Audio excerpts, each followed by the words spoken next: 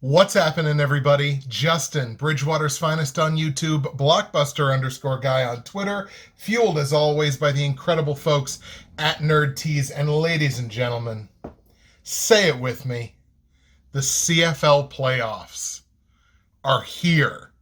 We are a short 72-ish hours away from the East and West semifinals to determine the East and West finalists, who will themselves determine the participants in the Grey Cup, who will themselves determine the Grey Cup champion.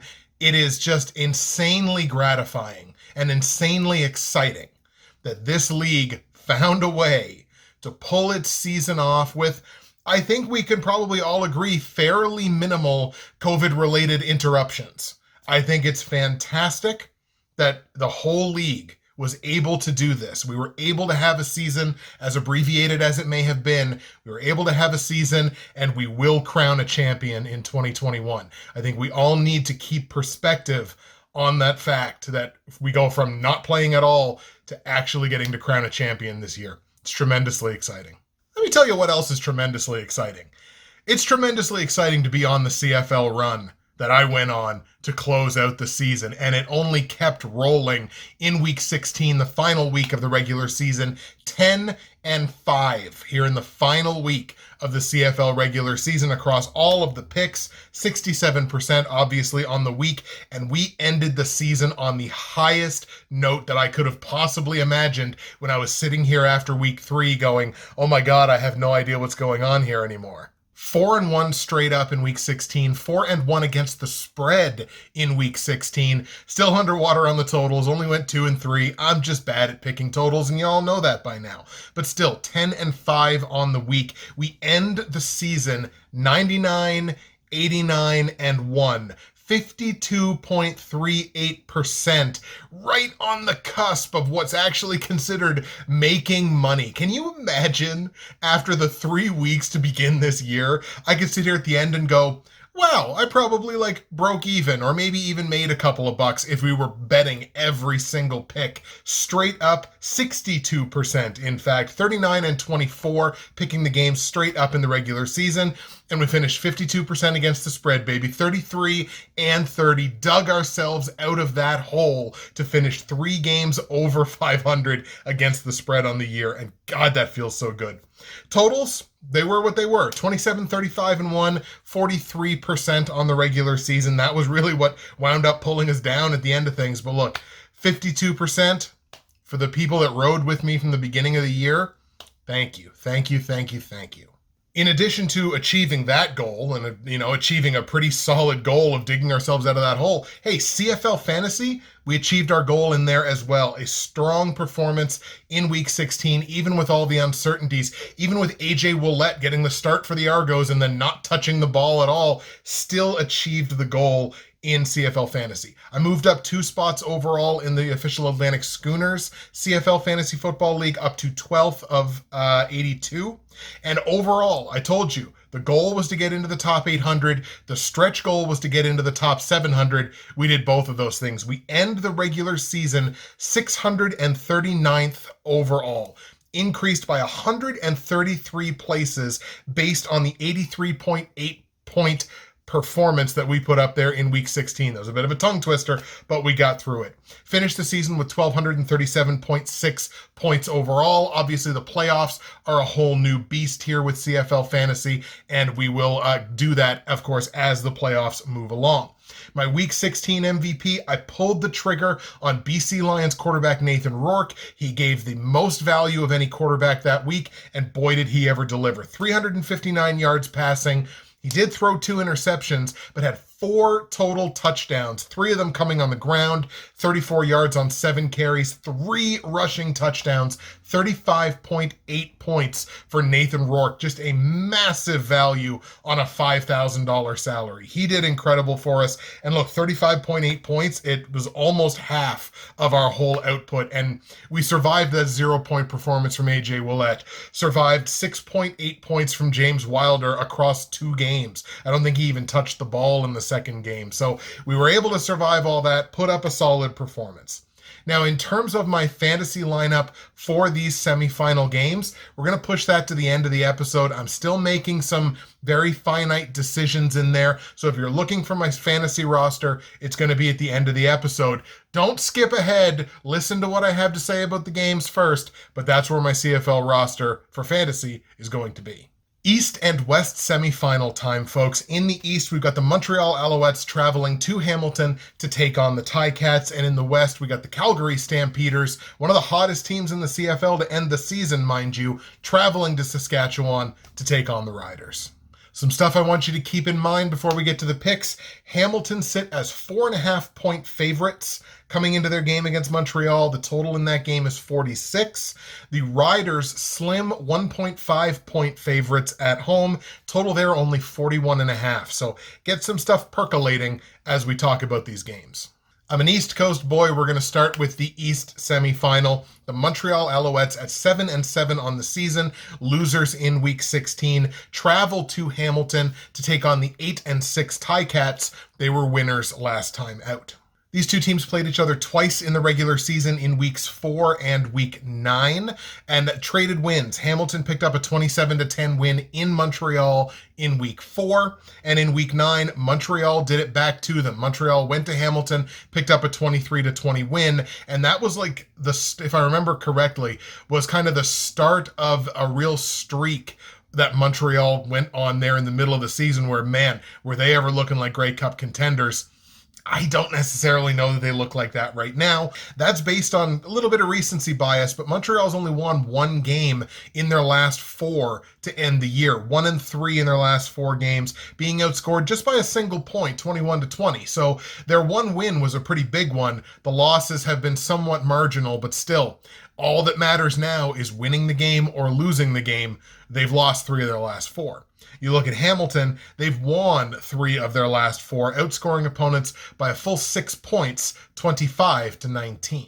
These two teams both pretty successful against their East Division counterparts. Montreal 5-3 against the East Division this season, outscored opponents in those games by 5 points, 27-22. Hamilton was only even money. They were only 4-4 against the East Division, which means they thrived and actually played fairly well against West Division opponents.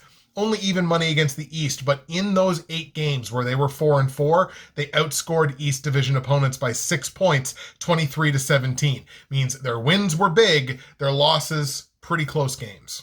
Montreal on the road, they were a little better than even par. They were 4-3 on the season, but outscored opponents by 5 points on average, 29-24. Their offense played better demonstrably on the road than they did in their own building. Hamilton at home, they really turned the defense on this year. 5-2 in their 7 home games, outscoring opponents 26 to just 15 points. So when you only average giving up 2 touchdowns, one of them being a 2-point conversion, your defense played really well in your own building. And this, I think, is exactly where Hamilton wants to be, probably where Montreal wants to be too. The biggest edge that I see for the Alouettes coming into this game has to be the total defense. Their total defense, the number 2 total defense in the CFL this season. You don't necessarily look at the Alouettes and think of them as a defensive powerhouse.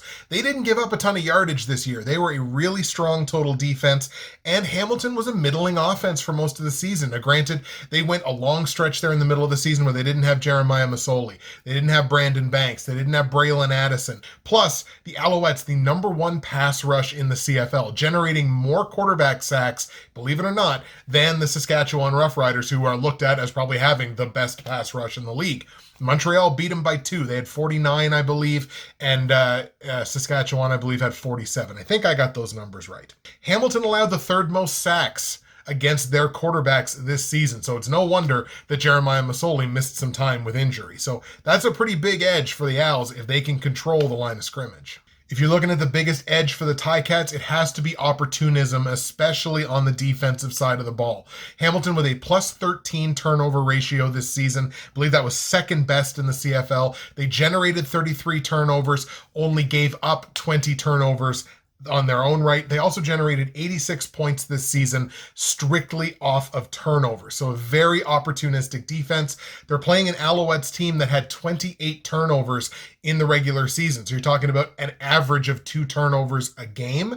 Now, their ratio was exactly even. They had 28 turnovers. They also generated 28 turnovers. So they were even money there. But when you're looking at them as a team that turns the ball over on average twice a game, Hamilton has been one of those teams that has turned that into a lot of points on the board. I'm not going to lie, I'm kind of off-put by the fact that Montreal lost that season finale just by a single point, but it was to Ottawa.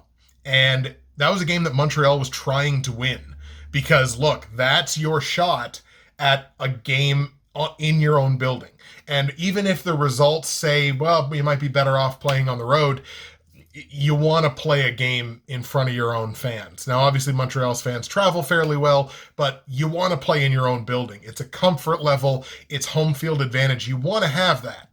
And the fact that you lost a game against one of the worst teams in the league that you were probably trying to win, I don't think bodes well for you heading into the postseason. I'm very uncomfortable about that fact.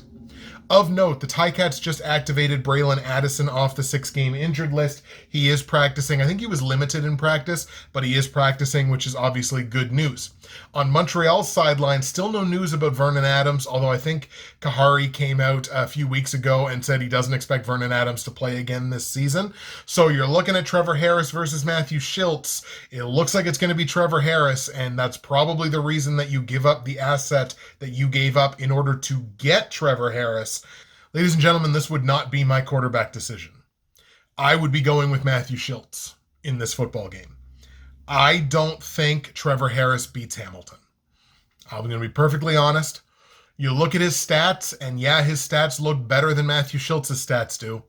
But he also padded his stats in the last 2 weeks of the season against a Bombers team that was basically resting all of their starters, and against Ottawa, who had the second worst secondary in the CFL this year.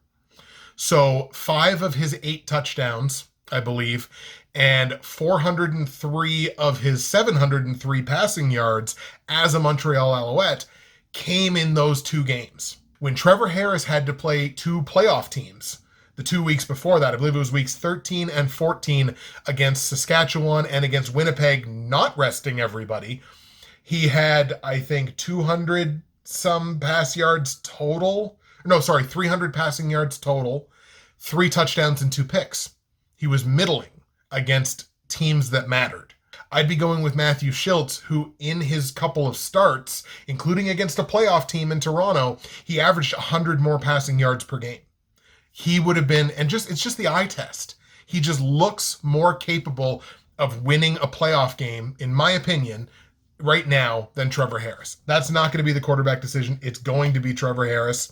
I don't think he beats Hamilton. I got to take the Ticats here at home to beat the Alouettes. Now, against the spread, like I mentioned, Ticats are laying 4.5 points here as the home favorite.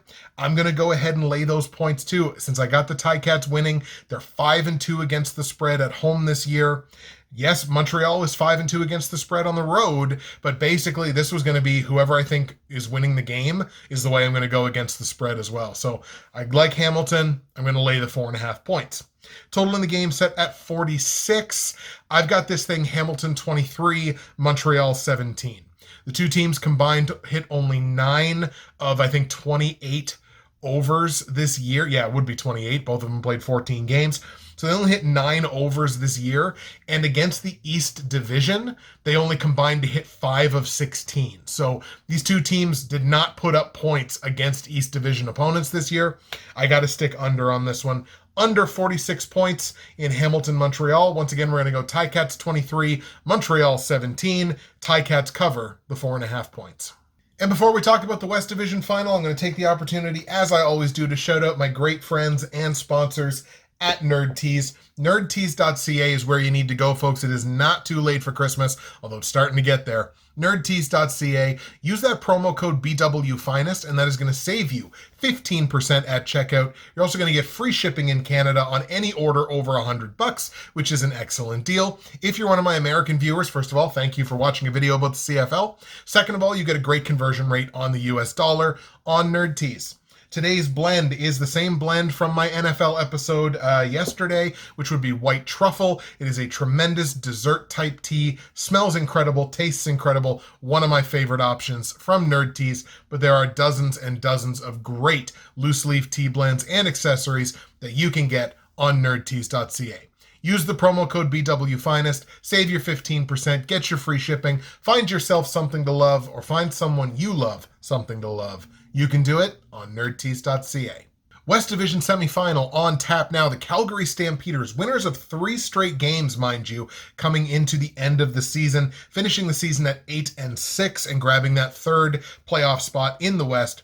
They're going to travel to Saskatchewan, to Mosaic Stadium, to take on the Riders, 9-5 on the year, but lost last time they played. Stamps and the Riders played each other 3 times this season. In fact, it was 3 times in a 4-week span. In week 9 was a 6-point victory by Calgary in Calgary, 23-17. The next week, they ran it back. They did a home and home, this time in Saskatchewan. Calgary once again picking up the win in that one, 22-19. Then in week 12, the Riders got them one back. That game was in Calgary, 20-17 for Saskatchewan. Over the last 4 games, both of these teams sitting at a very respectable 3-1 in those games. However, they got there very differently. Calgary outscoring opponents by 5 points in that 4-game span, on average 22-17. The Riders, despite being 3-1 in that stretch, actually being outscored on average by 2 points, 20-18. That is by virtue of a 3-possession loss, 24-3 in their season finale. Now, of course, they were resting a bunch of starters in that game, but it does still matter at least a little bit. You still want to put up a respectable showing. Stamps also had the edge this year against West Division opponents, actually playing 10 of their 14 games against West Division opponents this year, and they outscored them on average by 4 points, 22-18. Saski was 5-4 against the West Division. We talked about this a little bit, that even though they were above 500, Saski really beat up on their East Division opponents. The West Division, comparatively, they kind of struggled against them this year. They were 5-4, but they were outscored on average in those games, 24-21. Another situation like the previous game where these two teams are probably, based on the stats, exactly where they want to be. Calgary on the road this year, 5-2 away from their home building, outscoring opponents by 9 points on average, 26-17. The offense hummed, the defense hummed when they were away from Calgary. Saskatchewan, sort of the same deal. In Mosaic Stadium, 5-2 this season, outscoring opponents 25-19, still 6 points, still very respectable as an average. Biggest edge here for the Stampeders? Throw the football. Stamps were the number 2 pass offense in the CFL this season. They're going up against a Riders secondary that, statistically speaking, get this, statistically, the worst pass defense in the CFL this season belongs to the Saskatchewan Roughriders based on yardage. They gave up the most passing yards on average in the CFL this year. I'm setting the over-under at like 275. So let's go 274.5. Let me know in the comment section below, by the way. That's the prop, 274.5 on passing yards for the Calgary Stampeders. Are you going to go over that number? Or are you going to go under that number? That, I think, is the goal for the Stamps. 275 is about what they average and about what Saskatchewan averages in terms of what they gave up per game. Biggest edge here, I think, for the Riders coming into this game is going to be their ability to shut down Kadeem Carey. Kadeem Carey is one of the biggest offensive weapons on the other side for Calgary, and Saski comes into this game with the number 2 run defense in the CFL, going up against the second worst run offense. Now, part of that is opportunity. They went that stretch early in the season, Calgary did, barely giving Kadeem the football at all. They wound up being the second lowest in terms of per game averages, in terms of rush yards and rush attempts. They just did not focus on the run game until later on in the season. Now, they're more focused on it now, obviously, than they were early in the year, but Saskatchewan's ability to shut down Kadeem Carey, and I think they're more than capable of doing that, I think is going to be their biggest edge coming into this football game. I'm going to be paying particular attention in this game as well to the discipline on both sides, looking at the penalty numbers on both sides, especially when you're looking at Saskatchewan. Head-to-head in the 3 games between Saskatchewan and Calgary, Saski's penalty differential was -10 from -66 yards, which means they took 10 more penalties than Calgary did in those 3 games and had 66 more yards in penalties than did Calgary. But you look at the final scores, 6 points, 3 points, and then a 3-point win. These are all 1-possession games. If you're talking about a team taking 3 extra penalties and 20 to 25 more penalty yards, in a 1-possession game, that matters. You want to be the team that's not taking more penalties. And I think in all 3 games, or certainly 2 of them, Calgary was that team that was not shooting themselves in the foot. Saski, we talked about it all year long. They averaged 10.5 penalties a game. They were the most penalized team in the CFL. And if we're talking about 1-possession football games, it matters. And if Saski gets into penalty trouble, that's the kind of thing that stalls a drive, that turns a first down conversion into 2nd and 20. And if it continues in this game, it does not put Saskatchewan in a good position. Also, you can be fairly confident that whichever one of these 2 teams leads after 3 quarters, assuming it's not a tie, if one team's in the lead after 3 quarters, that's probably the team that's going to win the game. Through 3 quarters, if they had the lead, Calgary 6-2 straight up this year, Saskatchewan 8-0. When you look at this matchup on paper, I think most people will agree Saskatchewan is probably the better team on paper. But the more I looked into this game, the more I found all these little things that I don't think fall on Saskatchewan's side of the ledger. I'm talking about the pass rush. Their offensive line, shaky. The penalties that we just talked about, most penalized team in the league. Talking about special teams averages, just little things. The big sexy stats, your touchdowns and your passing yards and your rush yards and your total defense and everything like that. The big sexy stats, that's why they're called that. They're the ones that stick out like sore thumbs. But it's the little things that tend to determine who ultimately wins football games. And there's so many of them that just don't fall on Saskatchewan's side. As a matter of fact, they fall pretty firmly in a lot of cases on Calgary's side. I'm going to take the Stampeders to win this game. They're not necessarily the best team, but I think they're going to be the best team this week because of all of those little things that I don't think Saski does well enough. We're talking about this was the last undefeated team in this league at, I believe, 3-0. So look at it. They finished the season 9-5. Means they were only 6-5 after those first 3 games. This is a very beatable football team in Saskatchewan. I think Calgary's going to do that. I'm taking the Stamps in Saskatchewan to upset the Riders. So obviously, as we mentioned, Saskatchewan a 1.5 favorite here. I'm taking Calgary to win, so I'm going to take Calgary plus the 1.5. One of those games that I'm either going to go 2-0 or I'm going to go 0-2 in terms of picking the winner and picking against the spread, but that's the way I'm going to go. Like Calgary to win, take the 1.5. Total was set at 41.5. This is a crazy low total that I'm still going to stay under on. These 2 teams in the 3 head-to-head matchups that they had, if you do the math, none of those 3 games went over this point total. and they only combined to go 9-19 to the over this year. They were only 7-12 to the over against West Division opponents. We're going to stick under 41.5, even though that is a crazy low number to stay under on. It is the CFL in 2021 after all. Let's go Calgary 21, Saskatchewan 17. Calgary goes into Mosaic, gets another win, upsets the Riders in the playoffs.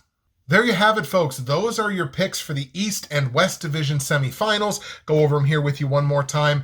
In the East semifinal, I've got Hamilton at home beating Montreal by a final score of 23-17. So I like Hamilton to cover the -4.5 against the spread in a game that stays under 46 points total. And in the West Division semifinal, I've got the Calgary Stampeders in Saskatchewan upsetting the Roughriders by a final score of 21-17. So I'll take the Stamps plus the 1.5 against the spread, and the game stays under the very low total of 41.5. That would set up an East Division final of the Hamilton Ticats traveling to Toronto to take on McLeod Bethel Thompson and the Toronto Argos. Shout out to my guy Chad Murphy. And the West Division final, the Calgary Stampeders stay on the road for back-to-back road games, travel to Winnipeg to take on Zach Collaros and the Blue Bombers. That's going to bring this episode to the books. Obviously, it's a relatively quick one since we're only talking about 2 games. Thank you so much for watching. Thank you so much for all the support over this season. It's been a tremendous run, and it doesn't stop here. We still got a couple of weeks to go in this bad boy. What do you think is going to happen here in the East and West Division semifinals? What did you think of that passing yards prop that I gave you for the Calgary Stampeders? 274.5. Do you go over? Do you go under on it? What do you think is going to happen? Let me know in the comment section below. That's it for me, Justin, Bridgewater's Finest on YouTube, Blockbuster_guy on Twitter, fueled as always by the incredible folks at NerdTees, very geared up for the CFL playoffs, and I'm sure you are too. Enjoy these games. We will see you again for the East and West Division finals in Winnipeg and Toronto.